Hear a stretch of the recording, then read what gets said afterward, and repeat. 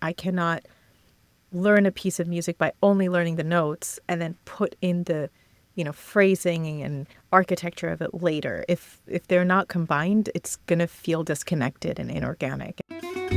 Welcome to the Bulletproof Musician Podcast, where you'll learn how to practice more effectively and perform better under pressure with insights from expert musicians and the latest research in performance psychology. I wondered if it might help to set up a bit of context and explore a little bit of your origin story, as it were. Specifically, you made your orchestral debut at Ravinia at the age of 10, if I understand correctly. And then you graduated from Curtis, and you've won prizes in major international competitions and have performed across 5 continents and at major festivals like Marlborough, et cetera, et cetera. And so there are a couple things about this that I'm intrigued by. The first is your experience of performing and being on stage. The other has to do with how your practicing or preparation has also evolved over the years. But I'm curious, because you started performing so young in really major, significant venues in front of audiences and so forth, I'm curious if you have some recollection of what that was like to be in those situations at age 10 versus, like age 16 versus 22 versus now. I would say, first of all, don't have that many memories of my childhood and maybe other parts of my life I've wanted to block out. But that experience when I was 10 was extremely formative. To give a little background on it and a little context, I was actually attending an orchestra camp as a violinist. I was, mostly an orchestral and chamber music violinist when I was a kid. I played for about 8 years and I loved it, but it was always my second instrument. And I attended for 3 years in a row this orchestra program sponsored by Disney, called the Disney's Young Musician Symphony Orchestra. And it was kids from all over the country, all over the U.S., ages 9 to 12. And, all of these kids ended up going to most of the major conservatories, studied with half of them. So, it was a really serious orchestra. And I attended in 97, 98, 99. And in 98, it was in Chicago, and I happened to live in Chicago at the time. We were meant to perform at the Ravinia Festival. And on the third day of camp, a boy that was meant to play Mozart 21 with us, piano concerto, slipped while playing Frisbee and broke his wrist. And the director of the festival knew that I was first and foremost a pianist and asked if I would sub in. And I mean, this was terrifying for me. I was 10 years old. I, had only played one Mozart concerto and didn't know number 21, hadn't even heard it. And somehow, after a lot of crying and a lot of, stress for a 10-year-old, I agreed to try and to do it. And I remember I spent 2 days, pretty much all day, working with my teacher to learn and memorize this concerto. And I did. And less than a week later, made my orchestral debut with this orchestra at the Ravinia Festival in Chicago. And it was such a formative experience that was the moment that I realized I want to do this for the rest of my life.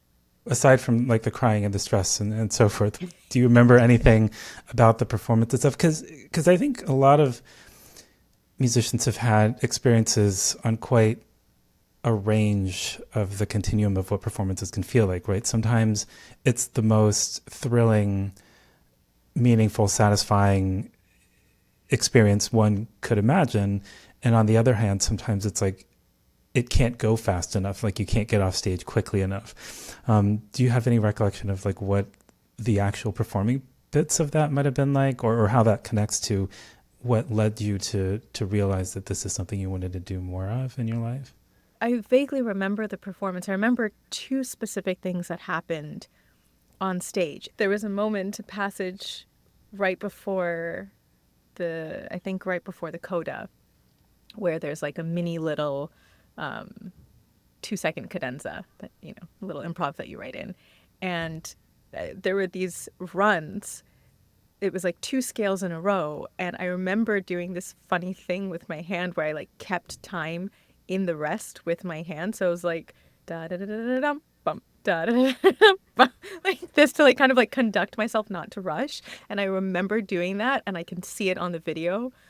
And I find it just like a funny little tick that I did when I was 10. I was like already so, sort of trying to fit in all the rules and be very like in time, precise. But I think the most beautiful memory I have of that of that performance is right after that mini little cadenza.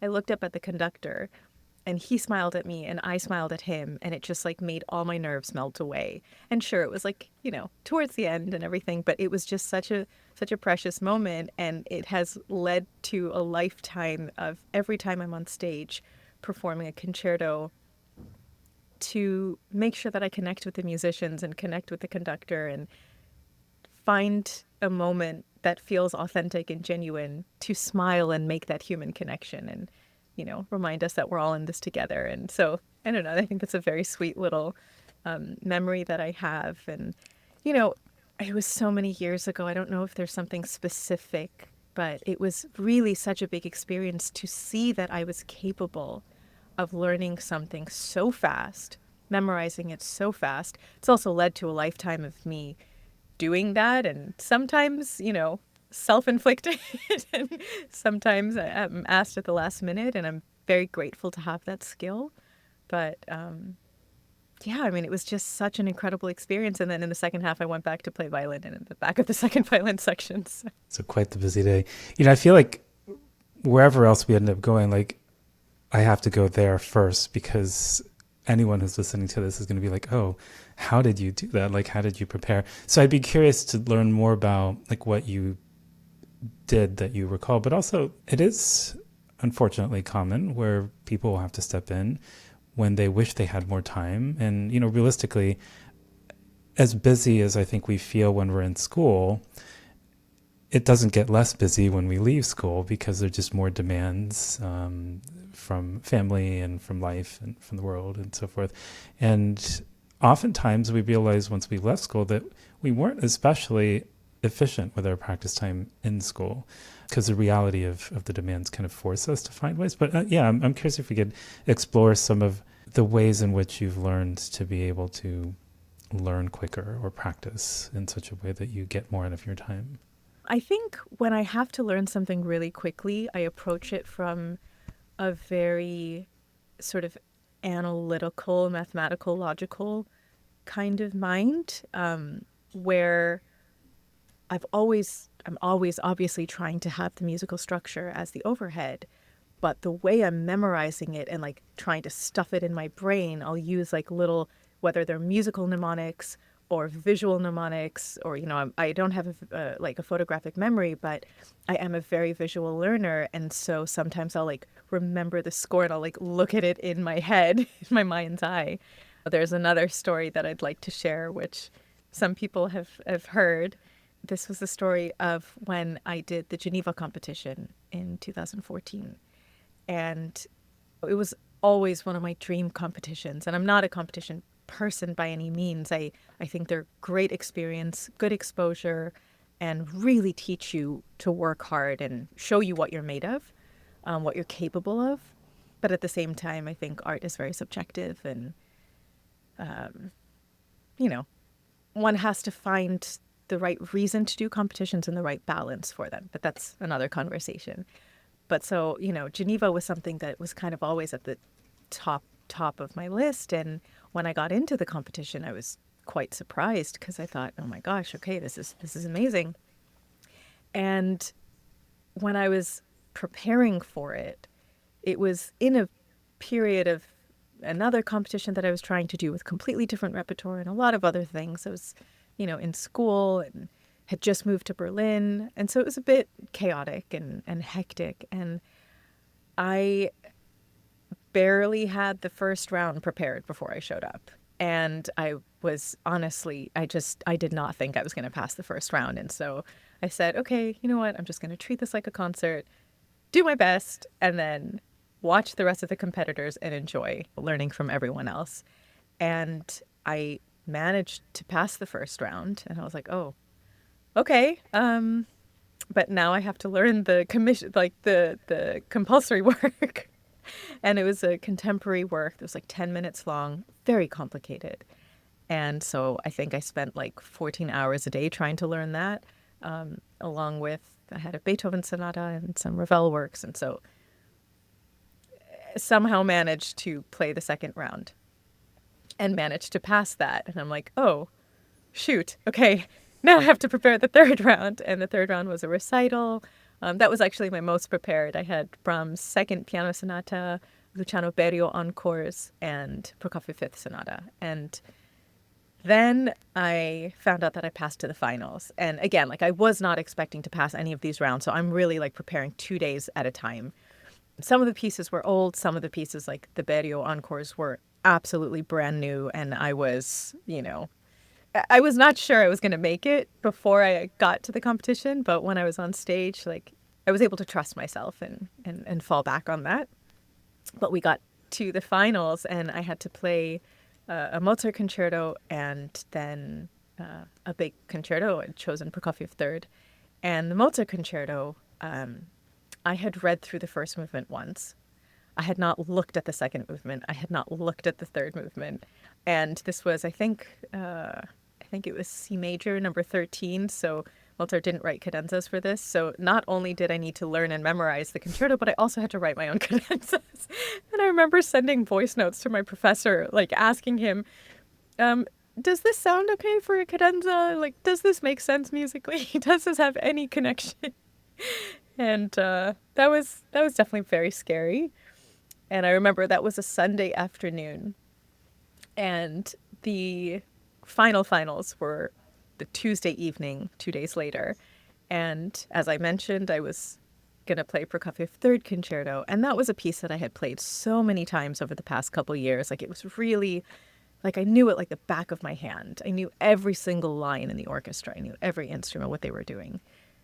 But I hadn't played it for a year. And after the Mozart round, I came back to my host parents and I opened the book and I was like, okay, I've got this. It's fine. I know how to play this piece. I just have to review it, practice a little. I'll be fine. And I opened the score and I started playing and my fingers didn't remember anything. And when I say anything, I mean anything. Like my brain knew the piece. My fingers did not remember. And I think I practiced probably 8 hours that day, just trying to like shove it back into my fingers and my brain while also simultaneously panicking and thinking, okay, I've gotten all the way to the finals after like barely hanging on.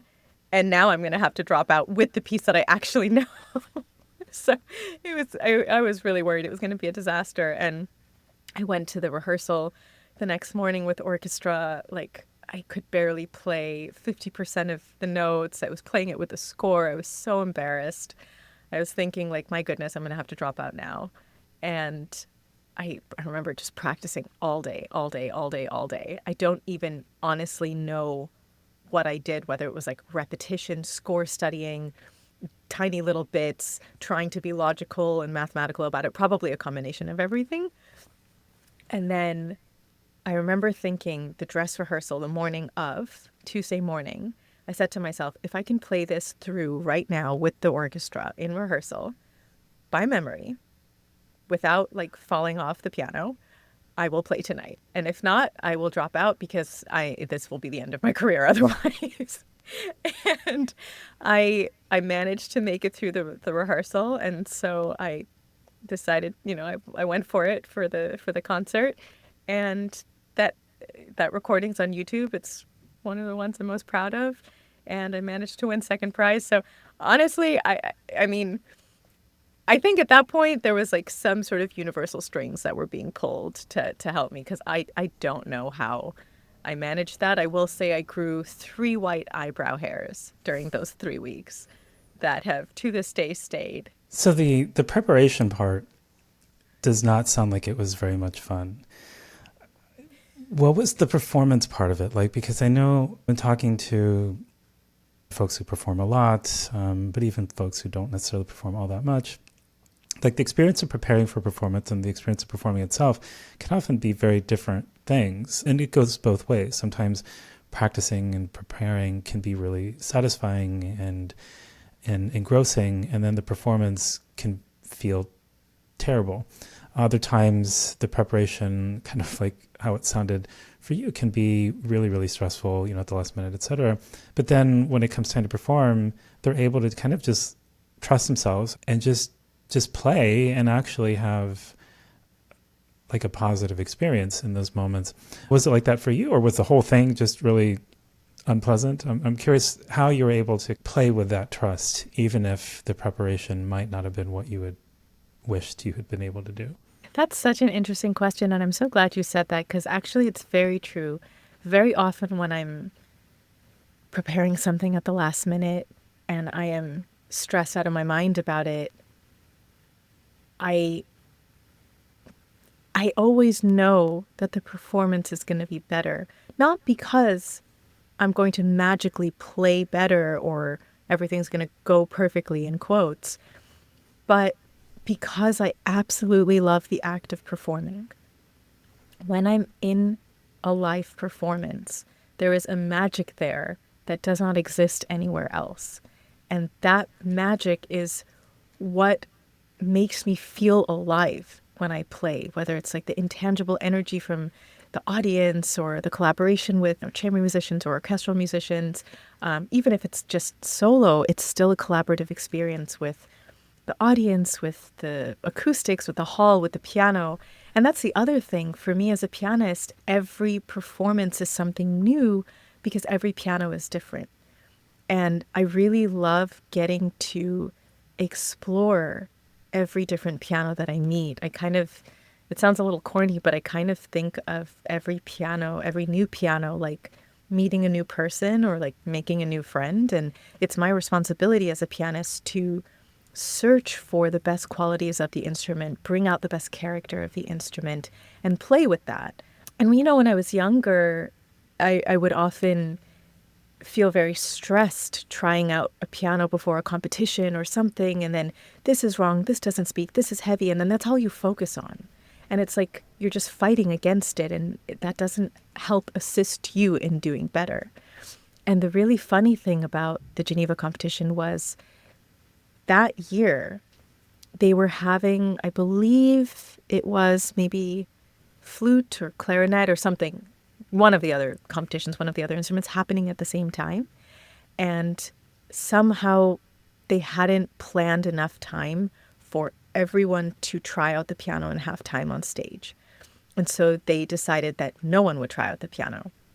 And so the first time that I touched the piano in this competition were like the first chords of Haydn F minor variations.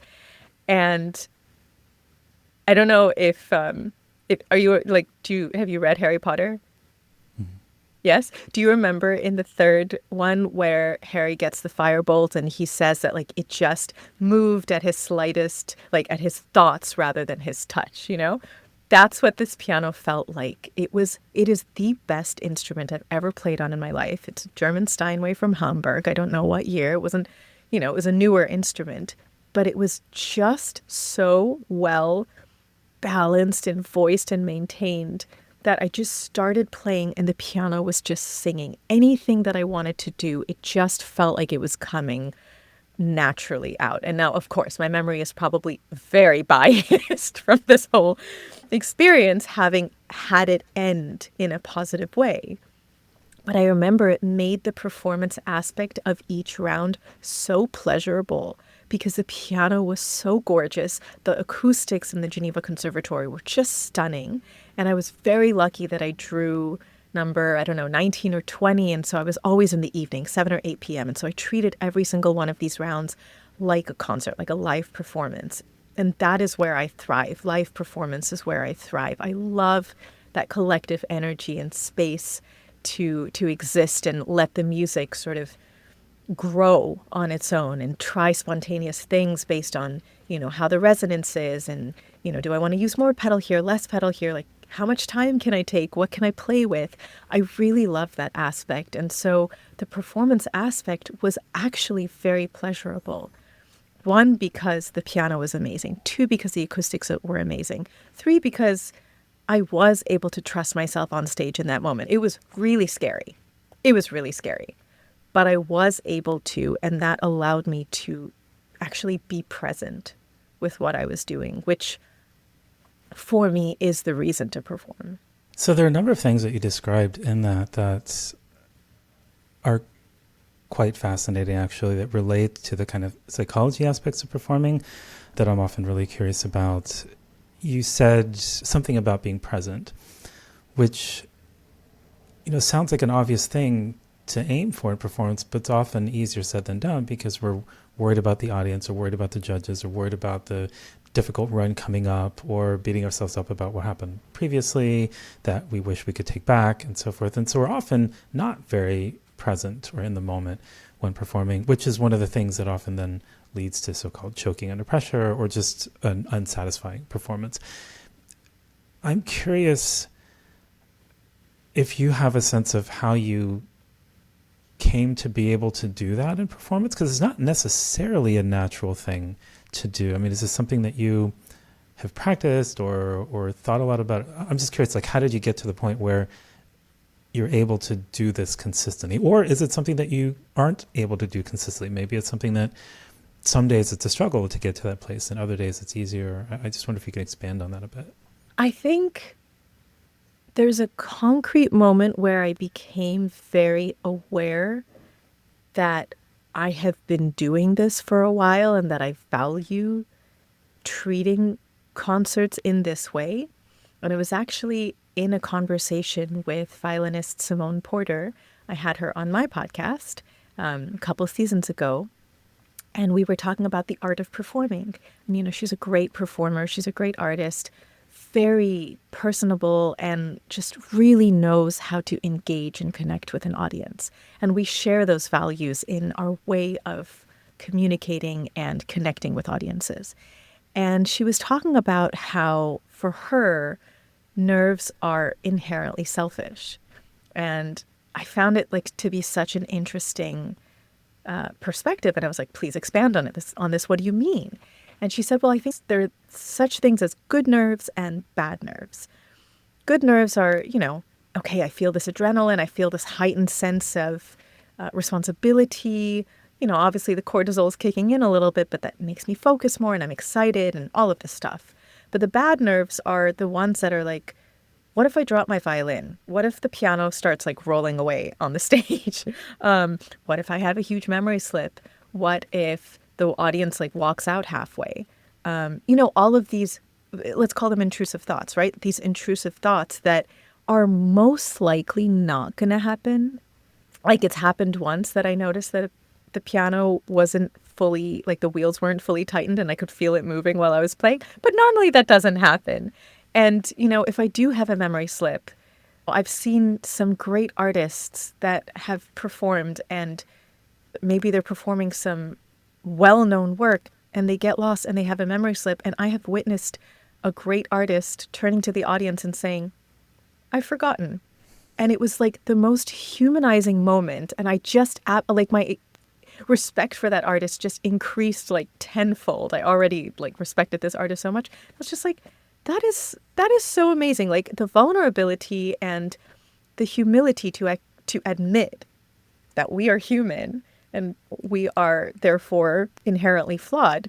That was amazing. And so this idea that, well, if I'm focused on these bad nerves, so to say, worrying about what the audience is going to think, worrying about if I'm going to mess up or not, because first of all, I'm probably going to mess up something. I've never played a note perfect performance. I don't believe there's any such thing.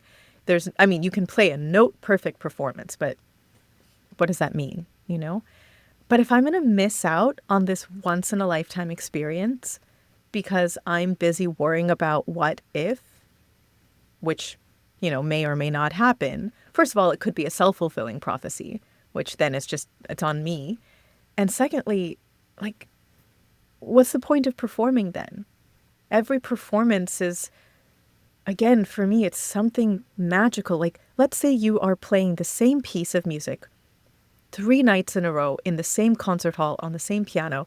And let's say, for hypothetical argument's sake, the audience is exactly the same for 3 nights in a row sitting in the exact same seats.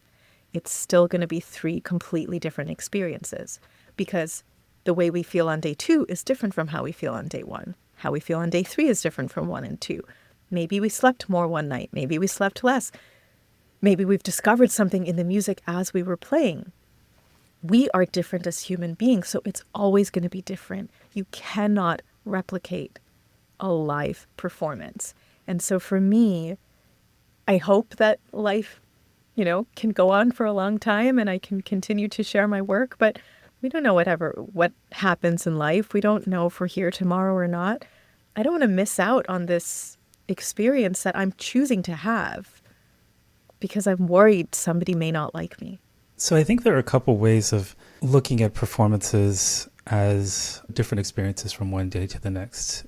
In that scenario, even, I think it's sort of like how it's very difficult for us to sign our name exactly the same way twice. I think there are going to be natural variations in performance from one day to the next, which just sort of happen accidentally or organically. And I think there's also the ability to make each performance different intentionally. And it sounds like that's what some of the magic for you might be that you're describing in performance. And so there's two parts of that are of interest to me. One is, how do you prepare for that in advance so that that doesn't feel scary, or that you can trust yourself to be able to play in that more spontaneous kind of way? But also, what does that actually look like or feel like in the moment when you're doing it, in terms of like what you're thinking about or what you're focused on or what you're paying attention to or listening to or thinking about even in the music and so forth? To answer your first question, I think the way we practice very much informs how we can show up on stage. And I am not saying that if we practice in XYZ consistent way, it will be XYZ consistent the same way on stage. I'm talking about how to prepare yourself for all different types of scenarios on stage. So I don't like to play, of course, like I've got a general idea and architecture of a piece of music and what it means to me and how I hear it, how I feel it. But I don't want to have my timing be the same. I don't want to have the direction feel the same every day because I don't feel the same every day. And so if I try to recreate that, it ends up becoming forced. So I'm constantly searching for what feels organic in that moment. That includes in the practice room, or in my rehearsal space every day as I'm working through something. Let's take, a concert, for example. I'm preparing for a concert. It's a week out. Let's say I'm prepared. I've got the music in my fingers and my head. Let's say I've had ample time to prepare. When I'm practicing, part of my practice is exploring different ways of expressing this work of art. Now, that doesn't mean today I play this part forte and tomorrow I play that exact part piano. It means, how does the previous phrase inform the next phrase based on how I'm feeling today? If I'm more sleepy, maybe or I'm more tired, maybe things feel more stretched out or drawn out. If I have like a lot of energy or I'm very excited, maybe my tempo is a little bit quicker and the character of it is slightly more animated.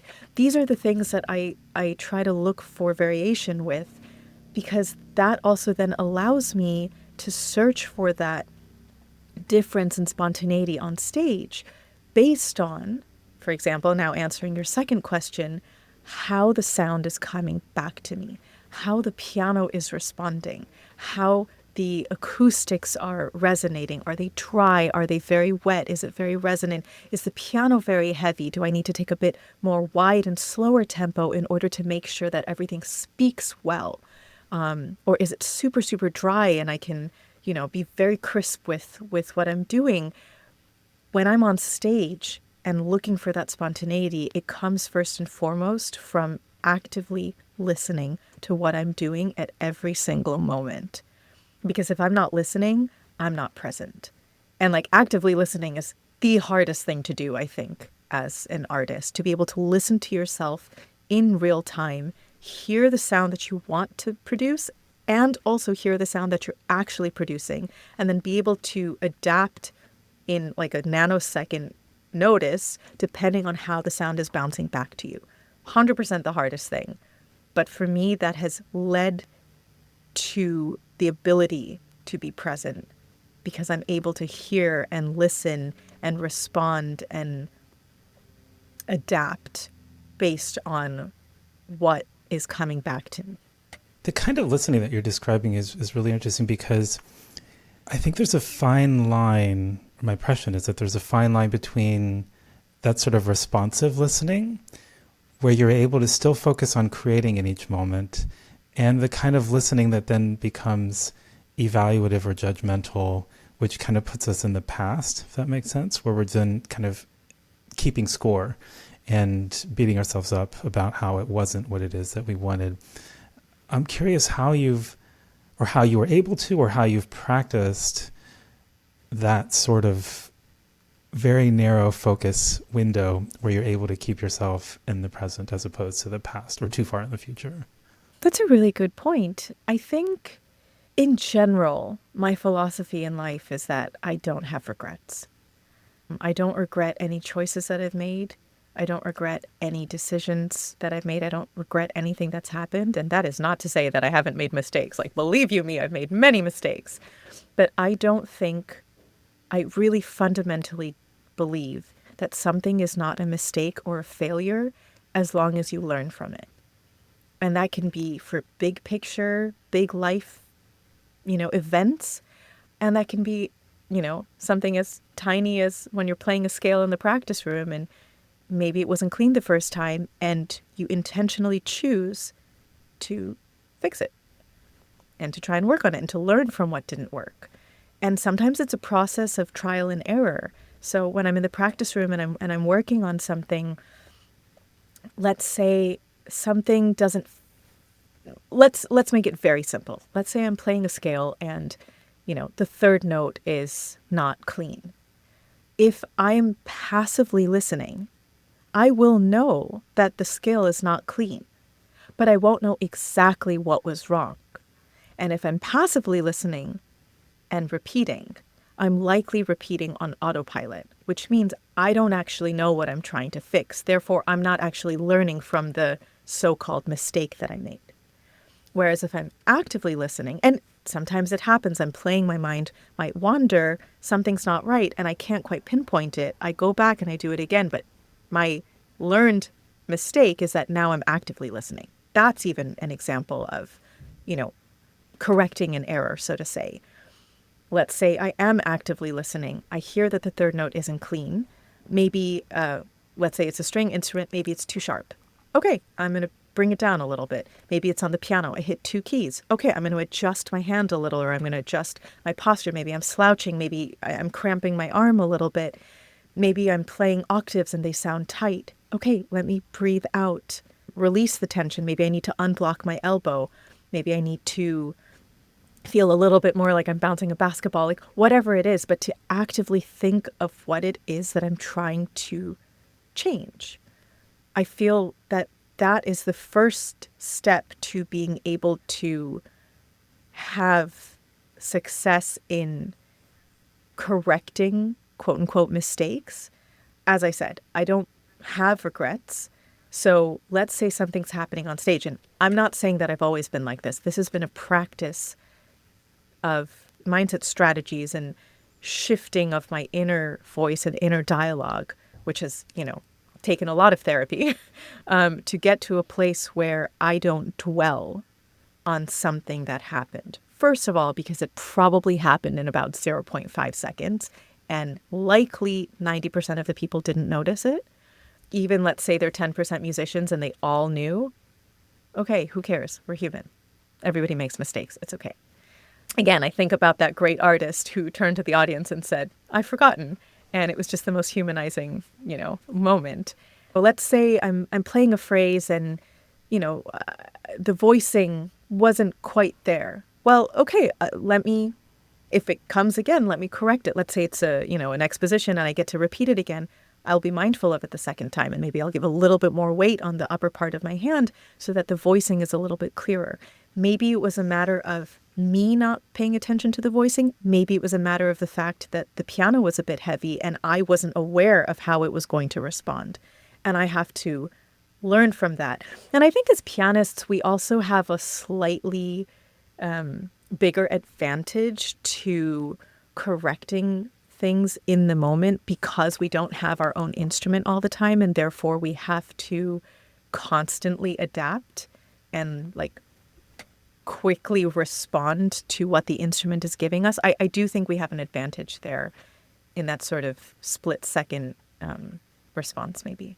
It sounds like what you do on stage is reflected in how you approach practicing then. It reminds me of something that the violist Toby Apple said, and this is, I think, the first podcast episode I ever did. One of the very first things he started off the episode saying was he doesn't practice what he's going to do on stage so much as he practices all the things that he might do on stage. That's actually a form of what's called variable practice in the motor learning literature, and it's something that we tend not to do because we, I think, very naturally tend to spend more of our time trying to figure out exactly what we want and then play it exactly that way as consistently as possible. But then that doesn't really create the sort of flexibility and adaptability of skill that we need to be able to adapt to a different acoustical environment or a different piano or whatever the conductor wants and so forth. And so I'm wondering how, like, is this something you do deliberately, or is it something that you save time for, or is it something that's just embedded into your problem solving even?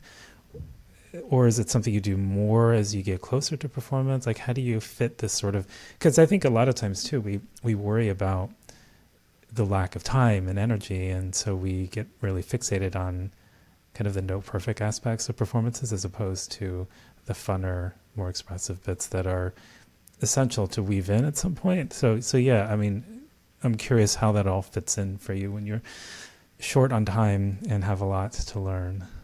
Well, I think there's one important point to make, which for me is that technique, so to say, what we call technique, and musicality or musicianship are one and the same for me. They are not separate. I cannot learn a piece of music by only learning the notes and then put in the, phrasing and architecture of it later. If they're not combined, it's going to feel disconnected and inorganic. And I used to do that when I was younger.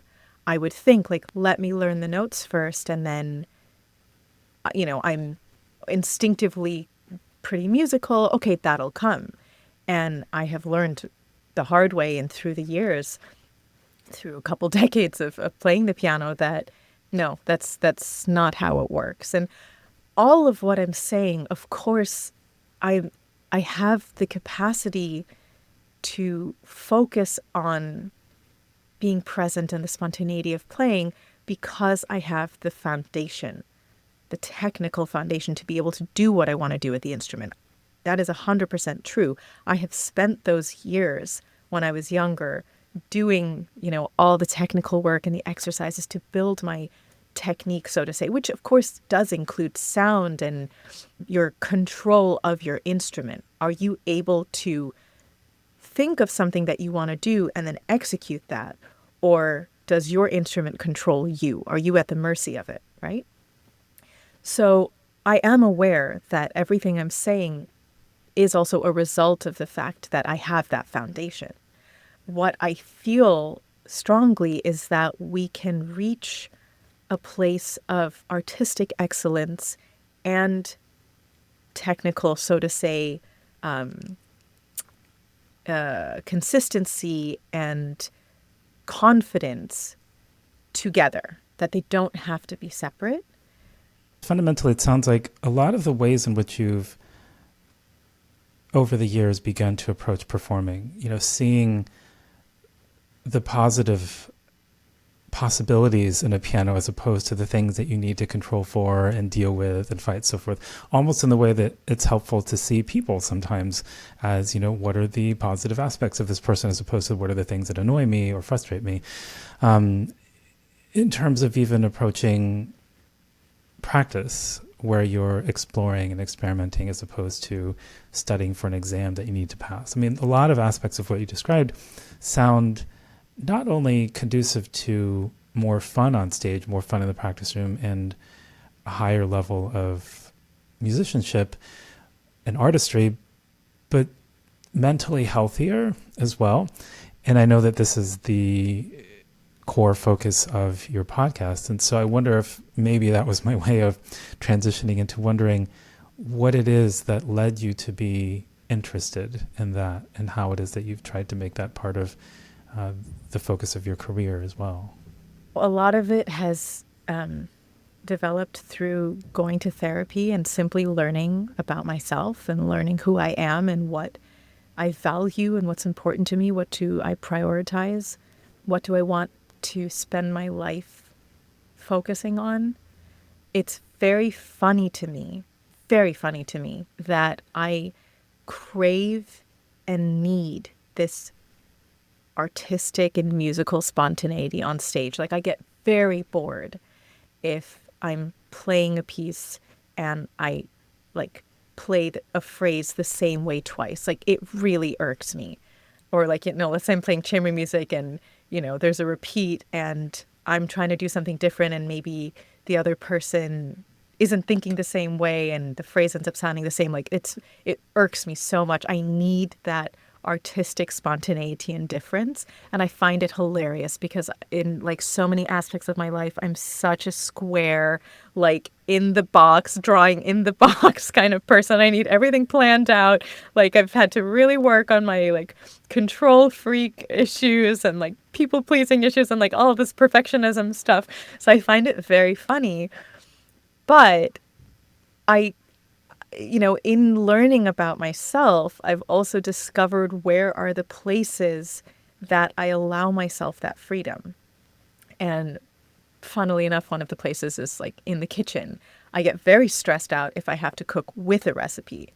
I love cooking by intuition and instinct and deciding, oh, do these spices go together? Like, ooh, does it need to be lifted? Let's add some tomatoes or lemon or whatever, just to explore and be creative. And, as long as it tastes good, I don't care if it's perfect. I find that creativity and that spontaneity as well through my podcast.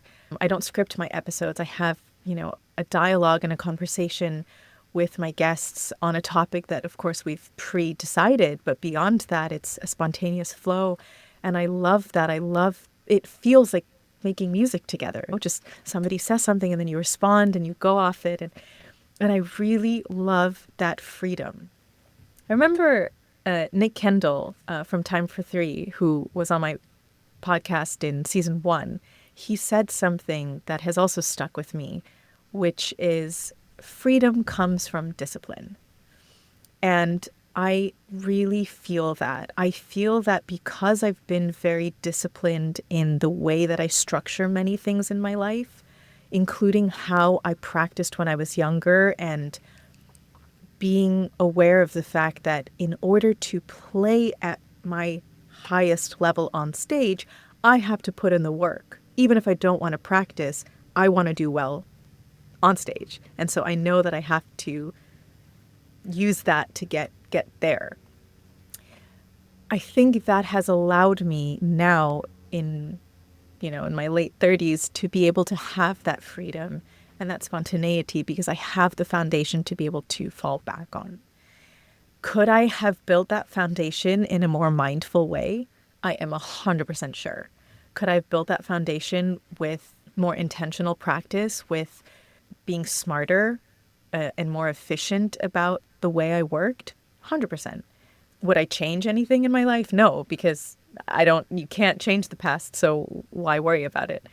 But this is sort of, through learning myself and discovering who I am and what's important to me, it has helped me to realize that Pallavi the artist and Pallavi the human are one and the same.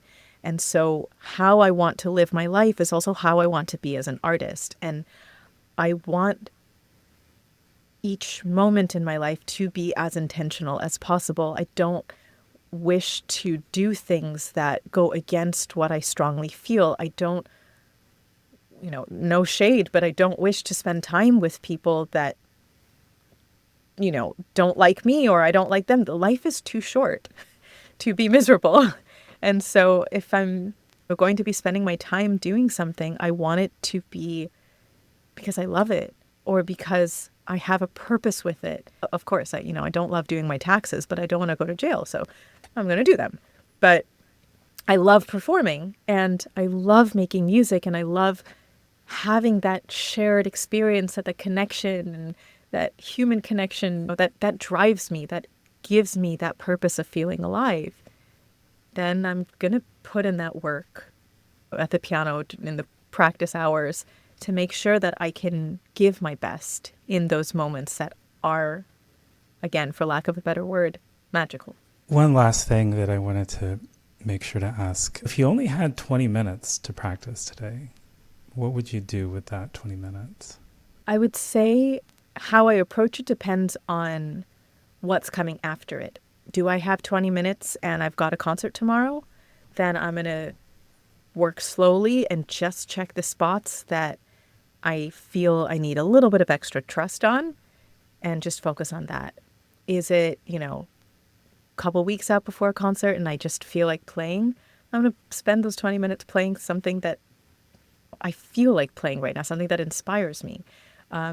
Do I have 20 minutes and I'm in the middle of preparing something, middle of preparations, but I'm really trying to achieve some sort of goal, whether it's to memorize it or to be able to play it up to speed or at tempo or whatever, then I'll choose that as my goal. I try to be very flexible with my practicing.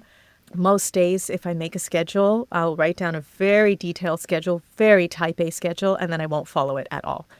But I like to know that I've written a schedule out and I've made some sort of structure in my head.